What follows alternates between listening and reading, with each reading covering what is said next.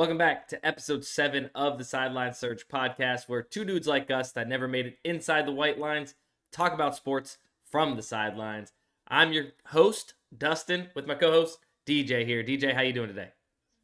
Good. I'm one day closer to college football 25, one day closer to this all-star break, home run derby, everything. So, count down the days. Yeah, I mean, a lot of stuff to be excited for coming up, even just this weekend. College football 25, you pre-ordered it. It does come out on Monday. I believe you can start playing it. So with that being said, well, first, before we get into it, if you guys are not subscribed to the podcast already, hit the subscribe button here on YouTube and make sure you guys are hitting the like button every single episode. We would appreciate it. Comment down below, too, what you guys want us to talk about or anything, any feedback on the podcast. We would appreciate it. Now, before we actually get into that as well, one more thing. Our TikTok challenge, we ended up not hitting the over for the last projection we gave out. So, as we are a sports and sports betting podcast, you know we have to do this. We're going to set an over/under on our TikTok following at 99 followers. We are currently at 59 followers, a very doable number. So, TikTok, we're going to need you guys to do your thing. Comment, share, like. If you guys love sports, follow us on TikTok at Sideline Search. DJ, we hitting the over or the under on this projection? Oh, 100% hitting the over. We were maybe a little bit aggressive on the last one, and that's fine. But thank you to the people who tuned in, gave us that follow and everything else. I mean, again, we've got good value coming out. We've got a lot of good videos. So make sure you are following along there, our YouTube, everything else. Yeah, and TikTok's got a little something against us right now. They're giving us a hard cutoff at our views account. So we need you guys to really go hard on this TikTok and make us burst past that 700 view count that they're giving us. So we would appreciate it. I also think we are going to smash the over of 99.5 followers by the end of today. Now, what we really want to talk about, because I'm super excited. I watched a 50-minute long video on College Football 25 yesterday, in depth about the recruiting and how it works and the transfer portal, etc. So I'm diving in deep. I'm starting to get really, really excited. Now, I wanted to do a little game. Let's list out our top 5 rebuilds for College Football 25. Now, these are going to be your personal rebuilds that you would have the most fun or enjoy doing, not necessarily who needs it the most. All right? Let's go one for one. Okay. All right. I'll start it off. My first one I'm going to start with, I'm going to actually start with Duke. I kind of want to rebuild Duke. I want to rebuild kind of a team in the Carolinas. Why not in the North Carolina? Make them relevant in football. They're not only a basketball school. Let's make them relevant in football. Why not? I like that. And they've actually came on strong as a football program as of the last 2 years. Mike Elko had that program going. And obviously, they had a good quarterback last year to help them. So, I am going to go with, not in order, not necessarily 1 through 5, but just teams I like. SMU, coming into the ACC for their first year, want to try and establish a little bit of like hey, we're here. We can hang with the ACC. We were brought here for a reason. I think that'd be sick in my favorite team, FSU's conference, to maybe beat them and take the ACC in one of my first couple years coming into a new program with SMU. So that'd be my number one. I really like that pick. They weren't on my list, and that's in my same state. But I'm surprised you actually went with them. It's going to now be a rival of Florida State. Yeah. So I do like that team, though. So I'm actually going to go my next pick, my number 2 pick. Although, this is in no particular order. Right. I didn't rank these 1 through 5. I just kind of went 5. Same. My second team, though, is actually going to be my alma mater, and that's Texas State. That's who I am going to do. I know that they're in the Sun Belt Conference, but I like them. They have the potential. So their new head coach, Klein, before he got to Texas State at UIW, which is another smaller school, he had a top 2 FBS offense in all of college football. He comes to Texas State, does really well, had the second most recruits in all of college football this last year. So I think he's kind of turning that program around. I know that that's not a popular pick, but that's one of those that's my alma mater. I went there. They were always very bad. We were very happy if they got 2 wins in the football season. So I kind of want to rebuild that up with this. see if we can get them maybe into the Big 12, some other type of conference, and kind of go from there. I think that would be a fun little project for me. Dude, that would be sick. Take your alma mater and rebuild Yeah. them. Yeah, that's actually sick. That's a good pick. I'm gonna go with Arizona State as my second school to rebuild because they have amazing facilities, an amazing stadium. Obviously, Arizona, right around that Scottsdale area, is super sick. So you definitely have some things to entice recruits and such. And they've been pretty bad for a while now. They got one of FSU's former coaches at the helm now, so I think that's kind of cool. But then also, I kind of like, I would like to rebuild some teams that are, in these big time conferences, right? To be able to give myself a chance at a national championship as well as rebuild a program that needs help, right? But then I have some teams on my list that are definitely lower. That's like, ah, man, would definitely be a stretch to win a national championship with them. Of course, you have these schools that are probably, even if you rebuild them, and if you're a realistic player at least, you might not ever win a national championship with some of these schools. It's just kind of the way it is, but still fun to rebuild them and get them, to win a bunch of games. So I like to give myself a little bit of teams that can win it, and then teams that I just want to rebuild, for Right. the fun of it. And that's kind of where I went. Was your last part of that is I just want a fun team that I can rebuild. I know that I'm not going to necessarily be competing for a national championship. So like my third team that I have here is actually Toledo. They're an Ohio-based team. I know that we'll never compete once I rebuild this team. We'll never compete really for probably a couple of years for the national championship. Even getting into the playoffs is going to be a problem. But what if I can do is like take maybe a little bit of credibility from Ohio State and all of them, like, let's be in that conversation. So, and I also kind of like their jerseys too. They have some pretty sick jerseys. So I like that school, and that's where it is. I just want to pick those kind of teams. Like it's another reason that I kind of picked Duke, right? Is I want to have that conversation of like, who's the better team in North Carolina, right? Right. Why not?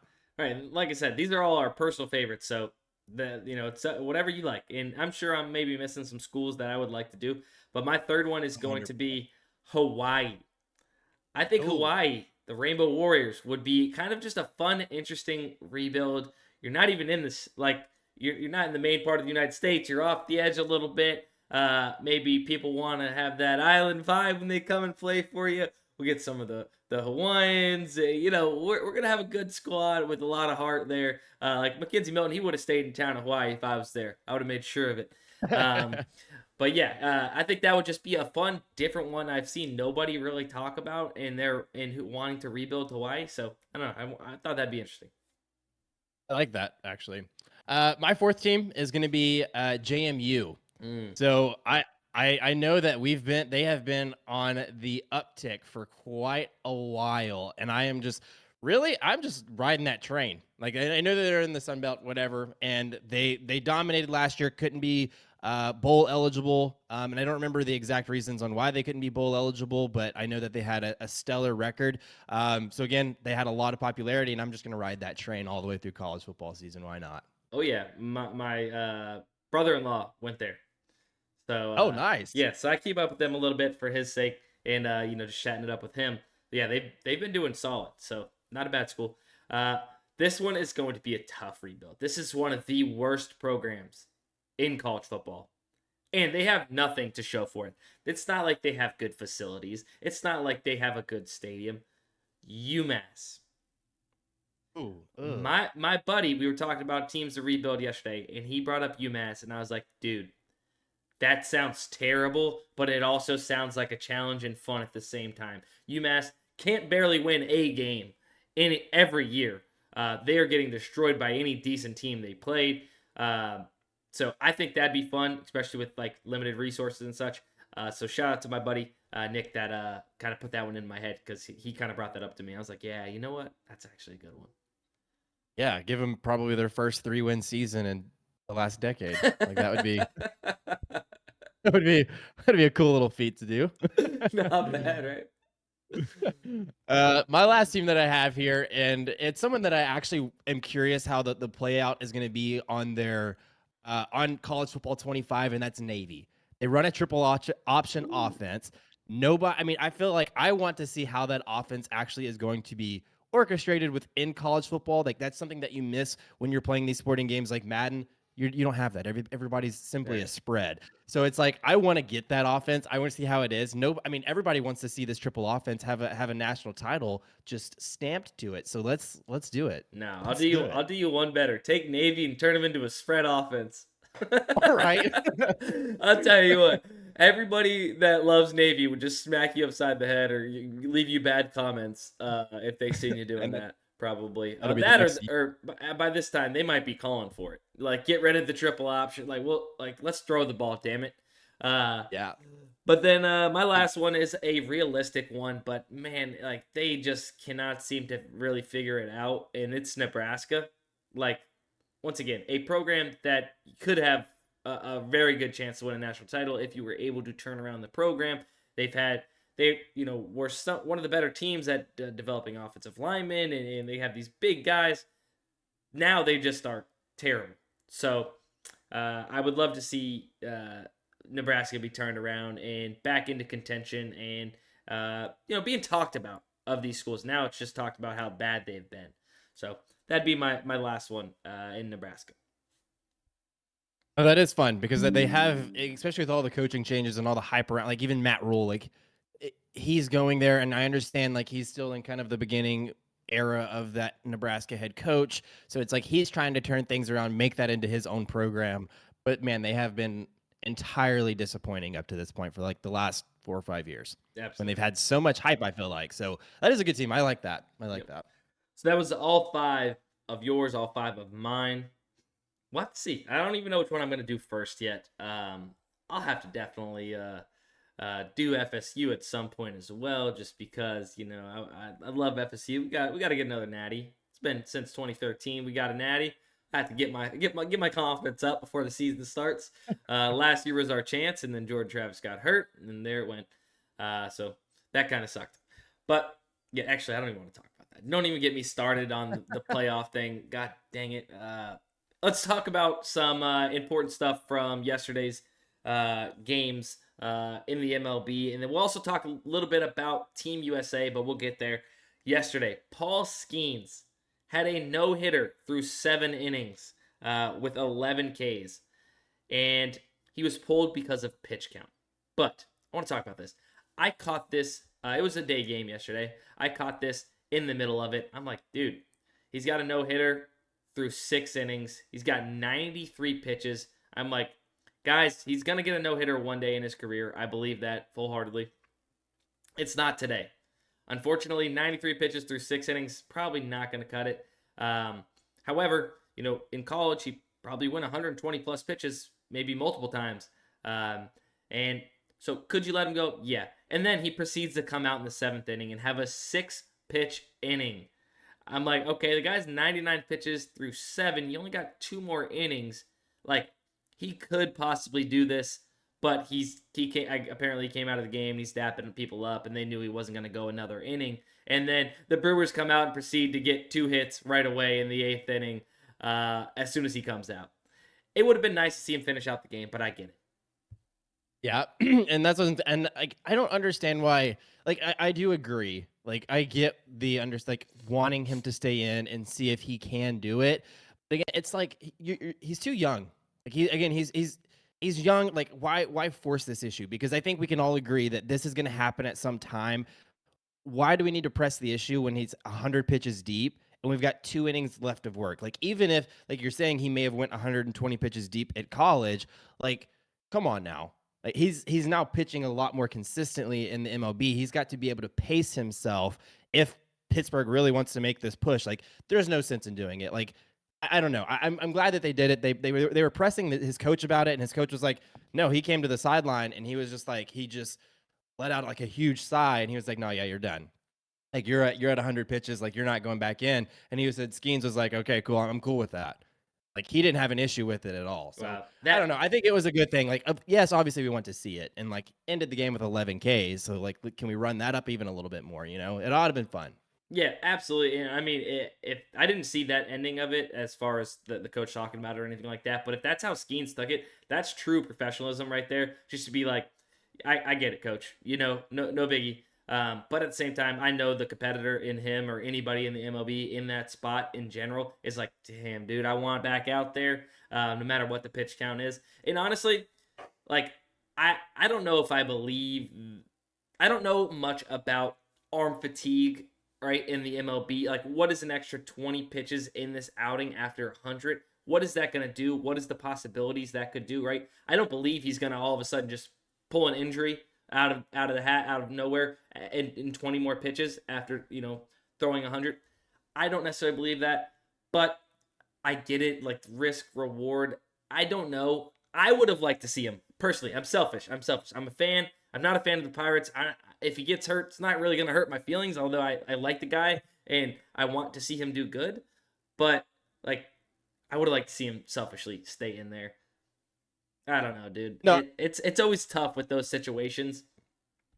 It's like I said, I just don't know as much about like the arm fatigue that could happen or injury that could happen after 105 pitches or whatever it might be. yeah, and I think it does come down to, like you were saying, like the risk over the reward, because he was fortunate enough, like you're saying, though, that 7th inning was a 6-pitch inning. Like that's probably not going to happen over the 8th and 9th inning. Like hitters are obviously going to be a little bit more kind of not necessarily relaxed, but they're going to be a little bit more patient, trying to get his pitch count to go up. Everything else, I mean, like it was 6 innings and he was at low 90s pitches, so it's like he had been already working deep into these counts. 7th inning was kind of the anomaly and the outlier of that entire game. So it's like I do get it, but what is the risk of the reward? He gets into the 9th inning and now he's at 116, 117 pitches, and the second batter of the inning gets a single. It's like, well, shit. Well, yeah. Like, Why do we do what this? is it? Yeah. Whatever. In the MLB, there were 6 shutouts yesterday. You had mentioned here on our sheet. Angels, Braves, the Braves, Athletics, Orioles, Brewers, and Nationals were shut out. Yeah, the Red Sox, my beloved Red Sox, I'm happy to be smiling about them today, did shut out the Athletics, which is expected, right? Not necessarily a shutout, but to beat the Athletics. So we did take the series from them. I believe. I don't think we have another game against the Athletics. I believe it was a 3-game series. Braves, yeah, got shut out. Orioles got crushed. 20. Wait, outscored 21-2 in their series against the Cubs, who are not all that great. Get embarrassed by the Cubs. Yeah, and the Cubs are kind of a declining team, and they outscored them in 3 games, 21-2. Yeah. That is embarrassing. Not good for the number 1 team, probably in the East. So right. We'll see how that pans out in the MLB. Now, let's talk about this real quick. The Team USA basketball did play their first game. We're a day late on this because we didn't record a podcast yesterday. Sorry about that. But we seen them play. They won 86-72 over Canada. So, like, not a thrilling fashion of a win because Canada was in the game for a lot of it, and then USA kind of blew it open a little bit. But big news coming. Kawhi Leonard no longer on Team USA. They needed a replacement, and instead of going with the NBA Finals MVP and NBA champion Jaylen Brown, they went with his teammate Derek White to replace Kawhi Leonard, and there's some issues going on with that. Yeah, I don't get it. I don't know why you would do that. Some would say, Jaylen Brown would say that there's a little bit of maybe discrimination going on against him, not via race or anything like that, obviously, but views or something of that nature. It's kind of seems like there's cryptic tweets on Jaylen Brown's Twitter talking about it, and if you guys want to look that up, you can. But it seems like people are pinning Nike against Jaylen Brown and kind of keeping him off the team due to his views or something that could be said, etc. So yeah, you have Drew Holiday, Derek White, and Jason Tatum of the Boston Celtics on this team, and you leave off the Finals MVP from Team USA. Pretty weird if you ask me. Jaylen Brown might have something there, but I don't know. I mean, I feel like he 100% does because Kawhi Leonard is like a forward position, and they replace him not with a forward, with a guard and Derek White. And that's what I'm saying. I don't get it. Jaylen Brown is obviously the more talented player, offensively, defensively, like easily, hands down, the better player, and plays the exact same position as Kawhi Leonard. Right. I don't get, and this isn't a diss track on Derek White. No. Very talented player, and I would love to have him on the Mavericks. But I don't understand that. That makes absolutely no sense. Yeah. So if it has something, I don't know. I'm pissed. I'm pissed about all of it because it seems this here goes another wedge being driven between the Celtics right now. You have 3 players on Team USA, and the guy that won Finals MVP gets left off Team USA, especially after a guy withdraws from being on the team. And now he's cryptic tweets and this and that. And then I seen like Buckcrack Sports post underneath Jaylen Brown's cryptic tweet. He's like, I definitely wouldn't talk to Drew Holiday, Jason Tatum, or Derek White for like the next 2 years or 2 months. Like, you should definitely not talk to them anymore. Like, I'm like, dude, like this guy is so mental, he might actually do that. And then the Celtics are just like, what's happening here? Because of Team USA, now our team is in shambles. All right, but that isn't a decision necessarily. I mean, I know Jaylen Brown is emotional guy, but that's nothing like he can't really hold that to Derek White. No, because what's he supposed to say? No, it's like if you're exactly because if you're more deserving of that position over me, Dustin, and they come and ask me, I'm like, hey, let's do it. Yeah. Like this is my chance. Like let's do it. Yeah. Like I'm not gonna be like, well, let me check in with my guy Dustin real quick. Yeah. You know, I totally agree. Like, I'm just like, I take it up. You got to take the opportunity, but I just hope it doesn't put another wedge, just like the Tatum Brown conversations. It all, I don't know, as a fan, that kind of sucks, and I hate to see that in general. But we'll see what happens with Team USA. We gave our starting 5s that we would like to see starting on Team USA on our TikTok channel at Sideline Surge. If you guys want to go check out that TikTok, you'll see who me and DJ decided to have as our starting 5, which were vastly different for the most part. Let's go ahead and move on real quick to some PrizePicks. Let's talk about PrizePicks. Daily Grind Fantasy, guys, comparing sportsbooks, lines, and odds back to PrizePicks to find the best value in the market. You guys can see the top play right now. Freddie Peralta under 38.5 fantasy score, off by almost 4.5 fantasy score when comparing to the sportsbooks and what they would have this set to. You have some League of Legends that you're actually comparing to some other books as well. You can see, let's see, ZZK over 2 maps 1 kills. You can see set to 2 on PrizePicks, but 2 other DFS apps have this set to 2.5. And Hot Streak with juice on the over. So you can see by comparing to the DFS app market, they are set to 2.5. PrizePicks is a little bit lower. There's some value on the over on PrizePicks just based off of where the market is saying this should be set at. And it's the same thing with the sports books and how you find this, right? You can see Cade Povich right here, under 2.5 walks allowed. You get it at minus 119 on PrizePicks in a 5 or 6 man flex. The rest of the market has this at minus 135, up to minus 148. So you can see they're favoring the under of 2.5 walks allowed. You want to get at the best possible odds on PrizePicks, and Daily Grind Fantasy helps you find the best plays comparing to these DFS apps and sports books across the market. You guys can get access to Daily Grind Fantasy and help you find value on these DFS apps with code SURGE for 25% off your first month of Daily Grind Fantasy. Now, let's talk about a little bit back to MLB. I got some big news for us, for me, mostly me, but I have been asked by a friend to go to the Home Run Derby. So, your boy, this Monday, will be at the Home Run Derby in Arlington at the Ranger Stadium, Globe Life Park. Can't wait for it. Very excited. And yeah, thankful for my friend to hit me up and be like, hey man, want to go to the Home Run Derby? Yeah. Do I have to respond? Yeah. So yeah, I get to rub that in a little bit. This is very much the Derek White situation, but I wish that you would have actually checked in with Jaylen Brown, which was me, and asked if I was one of the guys that wanted to go instead of you, because I would have said Ooh, yeah. Like, that is no, it's that's an so amazing comparison because that's exactly what it is. It's like, hey man, guess what? I'm going to the home run derby and you're not. right, and I'm right down the road. Yeah. So Right? yeah, my bad, man. Look, if I had another ticket, you'd be one of the top on the list, But unfortunately, with your views and stuff, we're gonna have to leave you off the Team USA. Right?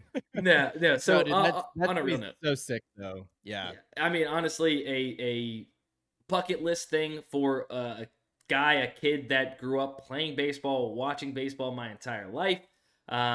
To get to go to the home run derby is literally a dream, and I get to fulfill that on Monday. So I'm super excited for it. But with that being said, we could talk a little bit about the home run derby and uh, maybe, oops, maybe place some bets on it. Right? Click the wrong button there. Whatever. Uh, Place some bets on the home run derby. Who do we think is going to win? We can kind of break it down a little bit. We see the betting favorites here. Pete Alonso plus 300 is the betting favorite to win it all. Marcelo Zuna, Adolis Garcia, Gunnar Henderson, Bobby Witt, Hernandez, Jose Ramirez, Alec Bohm in that order of favorites to win the home run derby via FanDuel. Now, I had mentioned to you this a little bit before the podcast. I think this year it's going to come down to a little bit of experience. Who's been here before? Who's been to the home run derby before? I know the rules are a little bit different, but they've been in a situation more similar than any other guys on the list, right? So who's competed in the home run derby before? Obviously, Pete Alonso, two-time champ, has competed in it. Adolis Garcia has been in the home run derby before, and Jose Ramirez has also been in the home run derby before. Other than that, the rest of this list have never been in a home run derby competition in the MLB, let's say, right? So I think I have to give the edge to one of those guys. Now, where I'm going, I'm not quite sure. What's your kind of take on this situation? I do agree with having prior experience, but at the same time, like I think we talk about like that is such a stat that is like heavily considered into this. Um, but I'm not sure if I completely buy into it, and it's because of the new rules. Like everyone's gonna have to find their own groove. Like they had the previous rules in line for a couple years. They could condition themselves to that. Like now they're gonna have to find their own new pace with these 40 pitches. These pitchers are gonna have so much more stress on them because you only get 40 pitches. I don't know who's pitching to who. I'm not taking that into account. So I think it's kind of like a clean slate in a sense. Like, yes, there's certain guys who have been here longer. They've had that pressure, but at the same time, these are all professional athletes, big time hitters. So what I will be doing though, and I'm honestly going to be putting a unit on my guy Marcelo Ozuna for sure because I want to see him represent. But then I'm really going to kind of go fanboy with this, and I'm going to go middle of the pack with Bobby Witt. Um, Mm. because again, I don't know. I really just want to see him win, and there's no reason for it. Like I feel like it's hard for me to say which guy is truly going to win this because you never really know. But I feel like he's young enough, got a good pace to him, and I just think you're getting really good plus 600. Why not? I don't want to go with the Pete Alonso plus 300 when I can double my money and go with Bobby Witt. Why not? Yeah, I get that. I get that. But hear me out on the experience thing, right? You say maybe not taking into consideration, but you just talked about how the pitchers are just that much more important, right? Because of this Right. 40 pitches. You think Pete Alonso's probably got the same guy that's been throwing to him for years, throwing to him?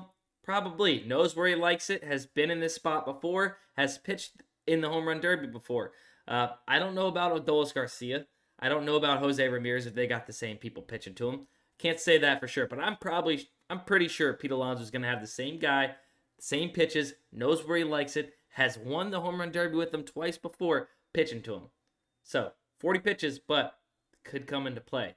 Um, Me personally, I kind of do want to stick with the experience and who's going to win. I feel like Pete Alonso, even at plus 300, is a good look, to be honest with you, just based off that experience alone. Um, Adolis Garcia, not having the biggest of home run years or anything like that off the rip. Jose Ramirez, I don't know. I just don't think that he's got it of the guys that have been here before. So I think I might take a hack at Pete Alonso at plus 300. Obviously, it's not fun. It's the favorite. But I think that what I've said in the past already on this episode is going to come into play, and he might have a good chance. If I'm going to take the guy that doesn't have the experience, it's between two. It's between Gunnar Henderson and Bobby Witt, and I think I'm gonna roll with Gunnar Henderson, who has just shown a lot of pop this season, to maybe get it done. He's a good fun story on a young team, and I like Bobby Witt too. I mean, guys, I am gonna be there, so whether I win the home run derby bet or not, I don't care because I'm gonna be having fun, Right. and yeah, I'm just gonna be experiencing it all, taking it in. It's just gonna be fun to see these guys go to work and hit some bombs in person. So not to rub that in anymore, I had to, but it is Rub it in. truthfully, it is Rub going it to be in. a blast just to see these guys mash in person. And yeah, so I think I might take Pete Alonso and Gunnar Henderson. It could change, guys. Keep up at Sports by Dustin on Twitter. I am going to go ahead and maybe put out an official play closer to Monday, and then also I might do a little bit of vlog content on it. Maybe put that up on the YouTube channel and get some content, and maybe I don't know. Maybe we cash out a bet as well. Let us know. Let us know in the comments who you guys think is going to be winning the home run derby coming up on Monday. Real quick, last thing, and then I think we might end this here. But Pete Alonso in the home run derby, but also being mentioned to possibly the Astros. Yeah, and that's it's tough because originally when I hear that, I just don't see the Astros as necessarily contenders this year. But when you look at the standings right now, they're currently only 2 games out of their division. So they're very much in this playoff conversation. So in their minds, because originally, like again, my thought process is, do I view them as buyers? No, I would almost view them as sellers because I don't have full belief in this team to make a deep run. But then you see them obviously having this conversation about Pete Alonso, and it's, could he really bring that much value to this Houston Astros team? And I think that the answer is yes. I mean, again, Pete Alonso in any team is going to bring you an incredible amount of value, especially as a batter. And that really, it's kind of what they need. It's really what this Astros team need. But we also see them have a lot of their starters out. Like, I think that if it comes down to playoff season, their starting pitchers and their rotation is just kind of jacked up. So I don't know. I'm kind of torn on whether or not to buy into this idea of the Astros getting Pete Alonso and adding him to their lineup, just because, again, I don't think that they're going to make a deep playoff run. See, me on the other hand, recent history says we shouldn't count out the Houston trash can bangers. And no, but seriously, recent history does say we shouldn't count out the Houston Astros. And if I had to guess, that is not a team that's going to be selling or not buying, right? They're going to be buying if I had to guess. They have a good squad, obviously, that can probably get there, at least get to the playoffs, and then you never know. In baseball in the playoffs, a team could just be red hot, and the Astros could be that. They have a lot of experience on that roster with some of those guys, so I don't think you can count him out. I personally wouldn't like to see him go there, just in general. I don't really care if the Houston Astros are good or not. And I think that's the majority of the MLB these days are fans. So maybe we could see Pete Alonso go to the Red Sox. That'd be cool. Yeah. And this is where I'm kind of struggling because I was just curious on like their injuries to their starters. Like Verlander right now, 15-day IL. Christian Javier, 60-day IL. Jose Urquidy, 60-day IL. Lance McCullers, 60-day. Luis Garcia, 60-day. Like they're just, and I get it. Even if you do trade for Pete Alonso, he's somebody worth investing in. Like they need that bat on their lineup. Maybe even it's not this year. Let's go ahead and get him for next year. And if you're going to be able to steal Pete Alonso, it's probably now, especially with all of the money that they've got tied up elsewhere and whatever else. Like this is probably the year that they're going to sell him. So I don't know. This year it doesn't make sense to me. I know that we can obviously talk about, any team in baseball, like all it takes is a run, because we had that same conversation like we've talked about previously with the New York Yankees, where they were the most dominant team, but then over the last 30 days, what the hell is this team playing coming out? Like, what are they doing? And that's really the game of baseball. So I think that if they are hopeful for this year, they're hopeful to get these pitchers back off of their 60-day IL. They start to get in a groove, go into the playoffs, and then it's like, oh, maybe they are in contention, right? But at this moment, I wouldn't say so. Maybe they buy a pitcher or two as well. Right. We'll see. We'll see how it all pans out. But I think that is going to be it for episode 2 of the Sideline Surge with myself, Sports by Dustin, or Dustin, and then DJ. His if you guys want to follow us on Twitter, his is DJ_boys OTB, and at Sports by Dustin for myself. Make sure you guys are subscribed to the podcast and following us on any social media at Sideline Surge as well. But that is going to be it. DJ, any last words for the pod? No, appreciate all the love and support that y'all have given us up to this point so far. This is episode 7, and I feel like we've been making pretty good progress, and that is all thanks to you guys. So thank you every single day for tuning in. Will say, since I will be at the Home Run Derby, one last rub-in, we probably will not be recording an actual episode on Monday or Tuesday of next week, but we will definitely pick back up on Wednesday. Love you guys. See you the next one.